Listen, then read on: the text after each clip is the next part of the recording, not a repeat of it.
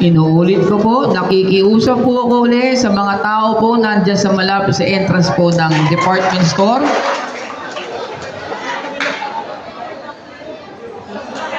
Ayan.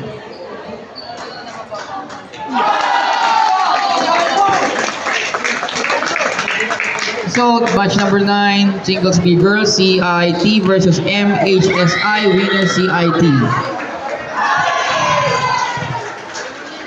Ito na.